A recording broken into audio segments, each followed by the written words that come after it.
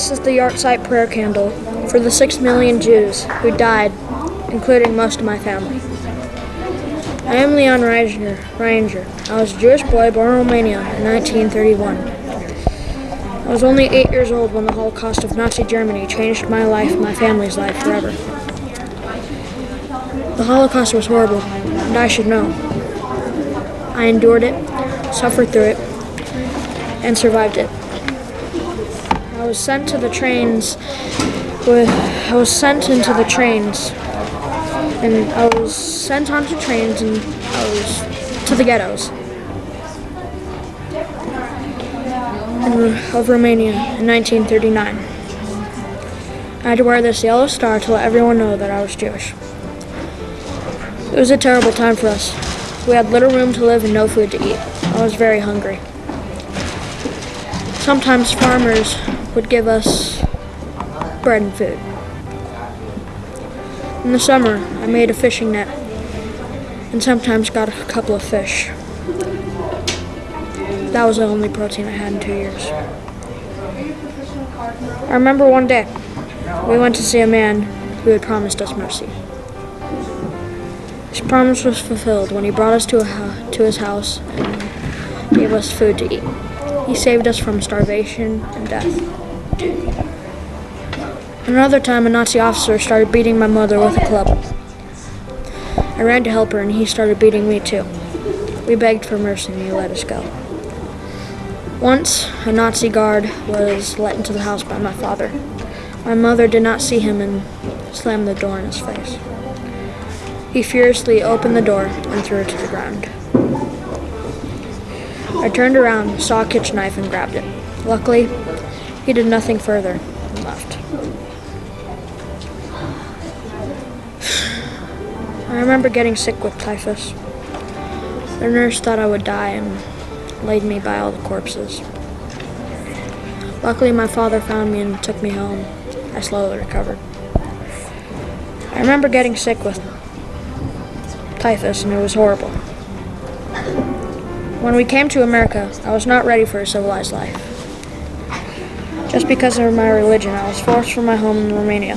I had to start a new life. I was finally at peace in this country.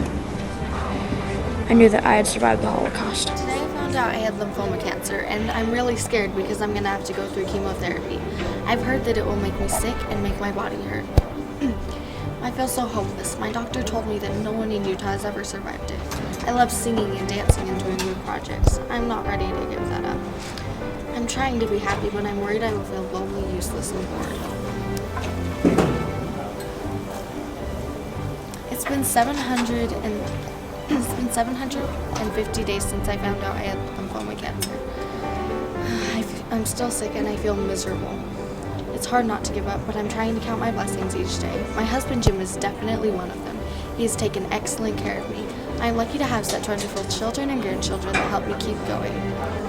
The doctors have been working so hard, but I've become like a science experiment. I'm trying to be optimistic. I'm trying to get ready each day. It's hard, but it helps. After more than 1,050 days, I am finally cancer-free. I believe in miracles, and I am grateful for the help from my Savior. 5 years of chemotherapy nearly destroyed my body. Most of my veins have collapsed and many of my organs are weak, but I have hope.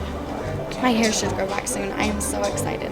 I can't wait to sing and dance again, even if it's only for my grandchildren. I can't think of a better audience.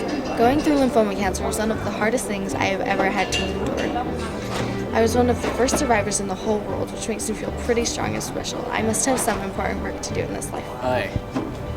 You can come warm yourself at my fire. I got nothing but time.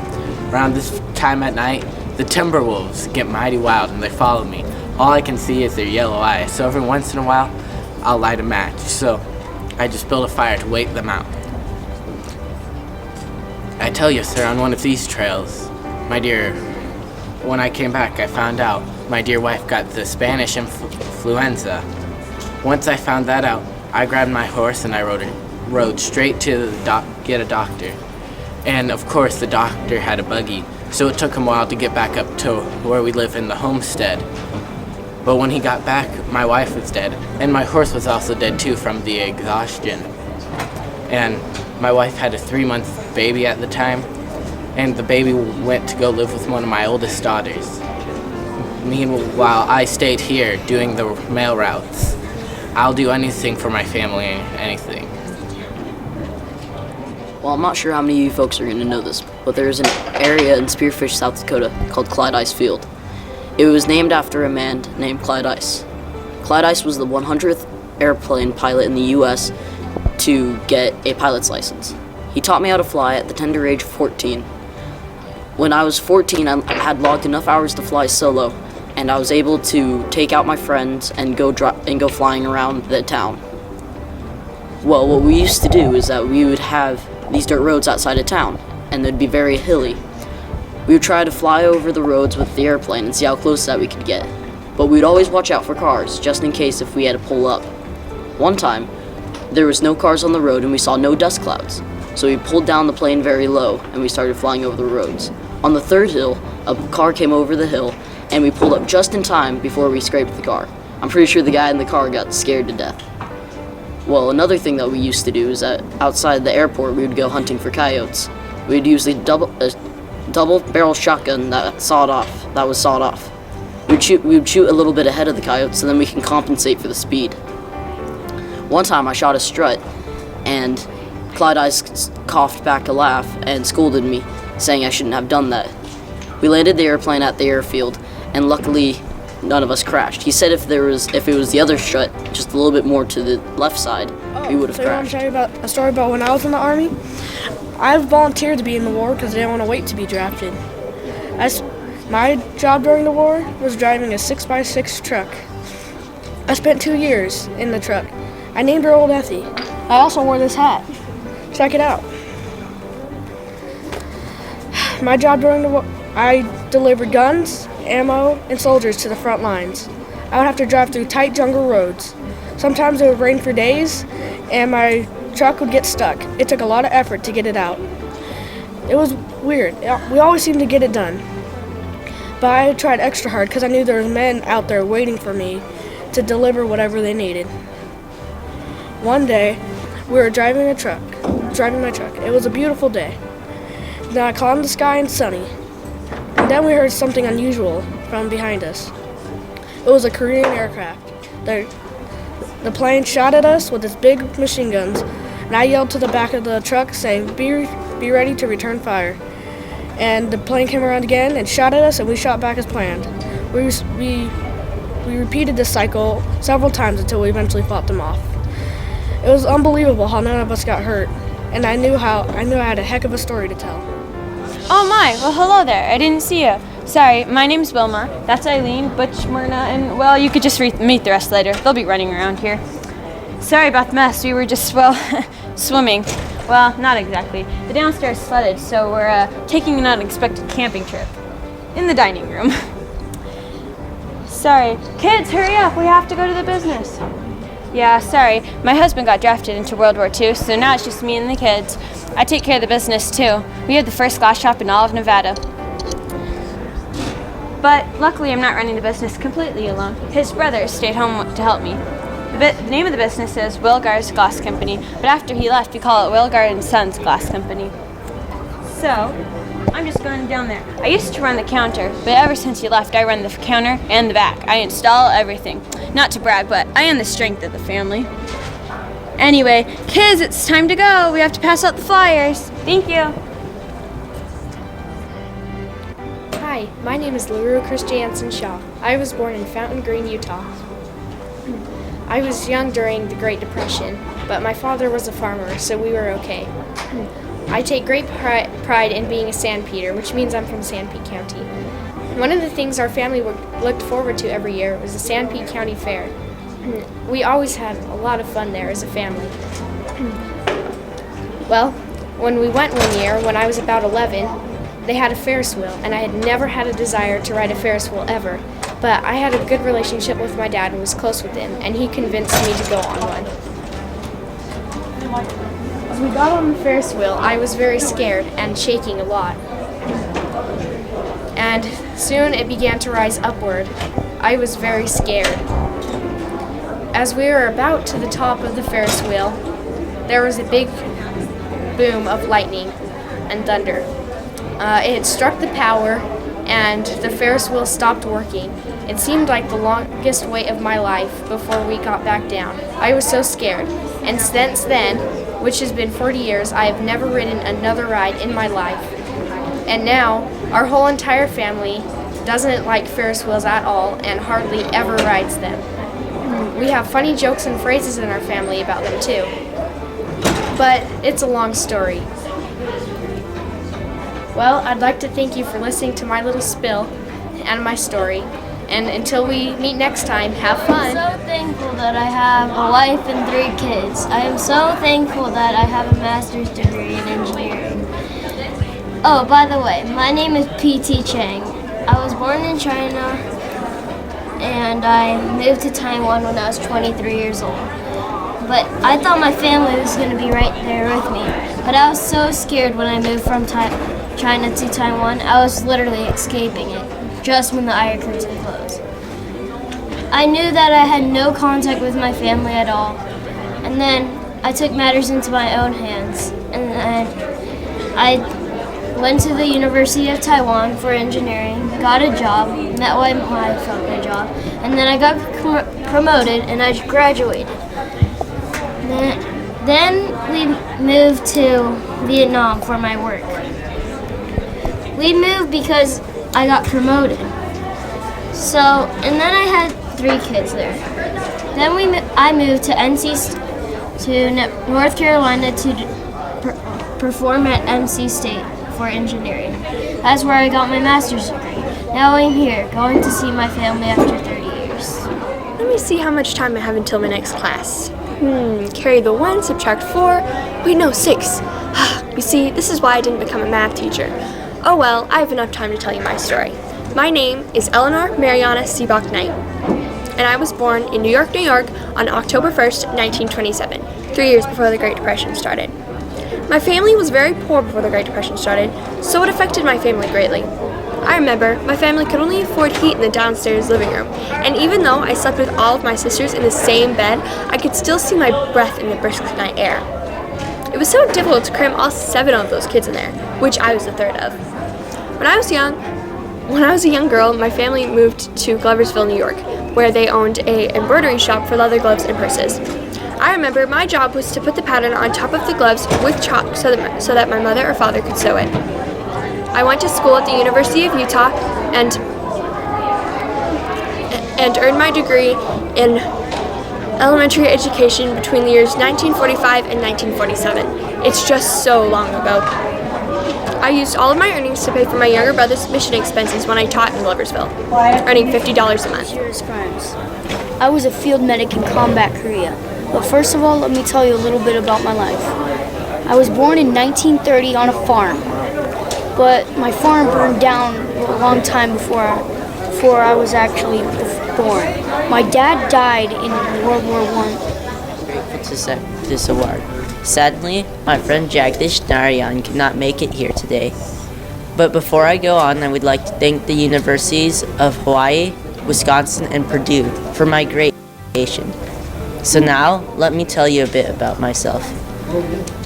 I was 1965 and had many jobs and worked for the Navy as a chemist, although my favorite job was working in the Department of Energy in Maryland. So, soon, with Margaret Harhorn, we had discovered how to make magnesium oxide clear using a melt extraction process. This was revolutionary. Magnesium oxide could be used for anything optical, for it could be used in lasers. It was good for anything mechanical, for it was very tough, and anything electrical, because it was a great insulator.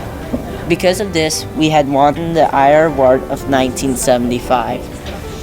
Now, with Jagdish Narayan, we have made another great discovery. I presently have 9 patents total, and I'm co-discoverer of postronomium hydride. I just took these candies out of the refrigerator. I think they're about ready to sell. You know, I worked in the candy business all of my life. My father, Victor Clyde Cummings, started the first store when it was hard to get sugar because of the Depression. P who bought the rest of sugar all over so he could make his special candy flavors. He taught me how to make them too. After I started my family and had 5 kids, I decided I would start my own store. I called it C.K. Cummings Candy. All of my children worked at the store, which made them very popular at school. Having a dad like Willy Wonka and being an Oompa Loompa. I eventually had 7 children, 6 boys and 1 dog, who was the chocolate dipper. Our busiest time of the year was Christmas. I worked from 5 a.m. until 11 p.m. from Thanksgiving until Santa had delivered all of his gifts. My father was named Harry Reid, the same name I have. I always looked up to my father. He did not graduate 8th grade, but he was a smart man.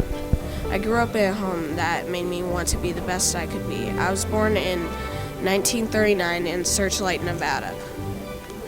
While growing up, my home had no running water, toilet, or telephone. Also, in high school, I had to hitchhike 40 miles to Henderson, Nevada to get to high school. While in high school, I was on the football team, a boxer, and I also met my future wife, Landra Gould, there.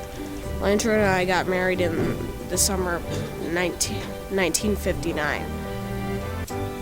And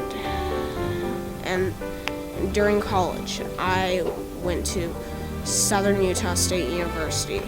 Then, shortly after, I went to get my bachelor's degree in political science and in history at Utah State University in Logan, Utah. Shortly then, I got my law degree at George Washington University. Shortly after I was appointed as the Henderson City Attorney. That's when my political career took off. I was the lieutenant governor and part of the gaming commission, the head of the gaming commission. While I was on the gaming commission, I fought the mob to regulate gaming laws in Nevada. Then in 1979, I ran for the House of Representatives, and I won. I also ran for a second term after that. Then I ran for Senate, and I won in 1989, and I have won every Senate race since then. My brothers and sisters, on these rough seas, we must remember the reason and purpose for this migration westward to America. We've been through many challenges, but God has and will continue to rise up and deliver us. It is He who makes us strong. It is He who will cast the wicked out. My mother fought hard to keep many people alive. Anna Marie Reeves Jarvis was her name. In the year of 1863, she gave birth to me, Anne Marie Jarvis, on the 24th of November. I grew up and went to the Marie Baldwin College. In about 1886. In the years of the Civil War, a good friend of my mother's had a son who was wounded in battle. My mother helped attend to his needs. She did this and gathered women that she knew and friends and started her mission of helping all the wounded soldiers of both sides of the army. She did this and collected money for the inspection of all farm and dairy products, but mostly milk and cheese.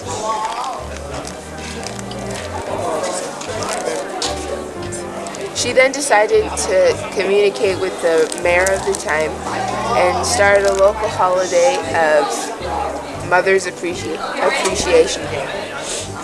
This lasted for 2 years until she passed away. I then decided to communicate with the president of the time, and through hard work, we finally had Mother's Day established on the date of May 11th. I watched my children grow up and celebrate a day that I'd like to think and know that my mother established. I now live in Westchester, Pennsylvania, and my birthplace, and hope to die here. I am so proud to be a part of something that brings mothers together with their families, even if it is just for one day. And I know my mother would be proud. Oh, hello. You know that song by the Beach Boys, Little Old Lady from Pasadena? Well, that's me, Reese Langston. At least that's what I told my grandson. Although that song is great, my favorite song is Bread and Butter by the Newbies. The 60s had great music. Even though I was born in 1902, I was not too old to enjoy the music. I was born and raised in Louisiana. I was married to Jesse James Coates and had 3 sons, James, John, and Kenneth. But when Jesse and I decided to get a divorce, I decided to move my boys to Venice Beach, California. It was so beautiful. As a nurse, I took care of my good friend Victoria, or as I called her, Vic. When Vic died, she left me everything, including her house in Ocean Park, California. So I decided to move my family there, even though George, a ghost, haunted the house. When my grandson John lived with me, because his parents weren't ready to be parents, he would wait outside my house till I got home because he was afraid of George. He was such a scaredy cat. And now I work here for Howard Hughes Tool Company, where I sell parts for space shuttles and airplanes. But only 2 years ago, my son John passed away from bone disease. He was only 41. Well, I better get back to work. Today is my last day. They're forcing me into retirement. Crazy, huh? I'm only 65. Well, now that I think about it, I'm kind of excited to retire. Put on my Hawaiian dress, eat fried food all day. Yeah, maybe it's not such a good idea if I retire. Yeah. My husband, Philo T. Farnsworth, was born on August 19, 1906 in Beaver, Utah.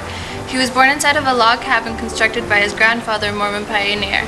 An amateur scientist at a young age, Philo converted his family's home appliances to electrical power during his high school years and won a national contest with the original invention of a tamper-proof lock.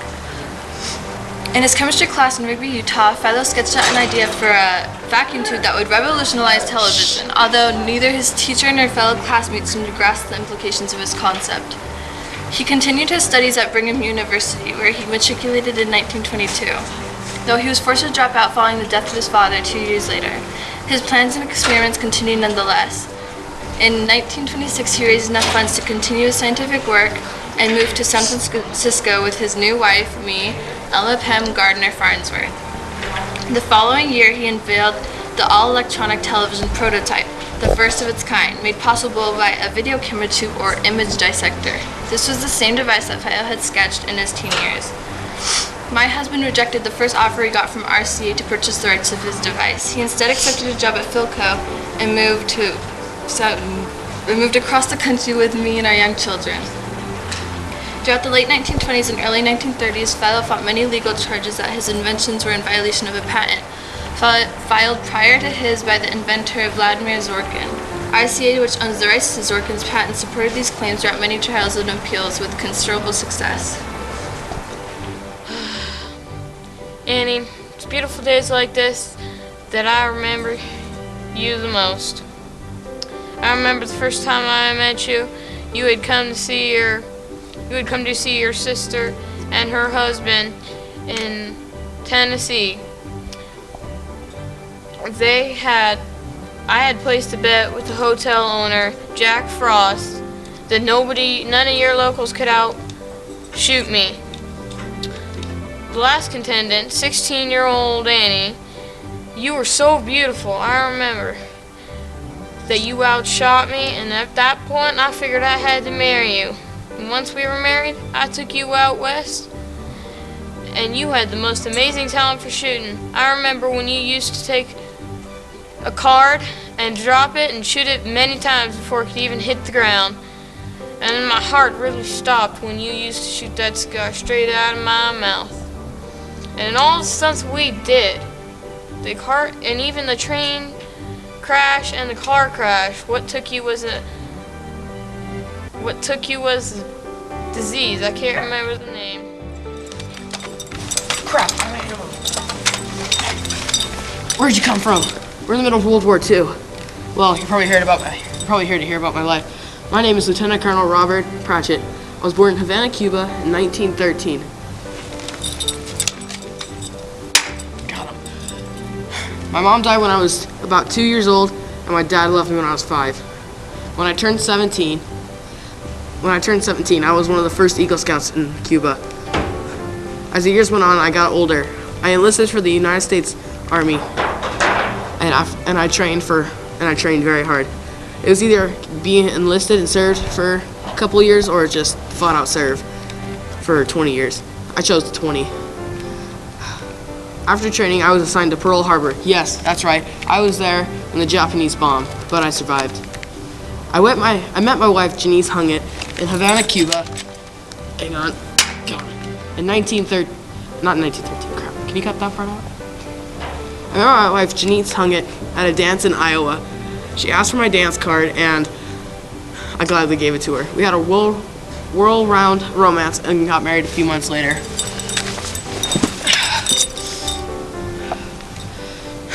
After we got married, we had a son named Terry. When he was about 2 years old, we moved back to Cuba.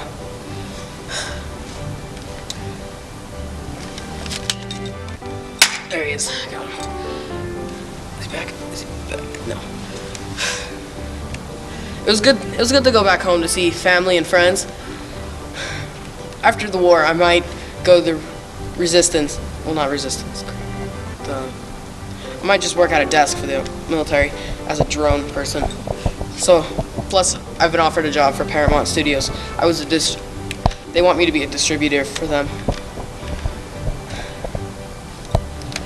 Sadly, or we most likely will have to move back because of Fidel Castro. I'm going to have to send my son Terry to boarding school in Florida, and we'll lose everything, but we will still have each other.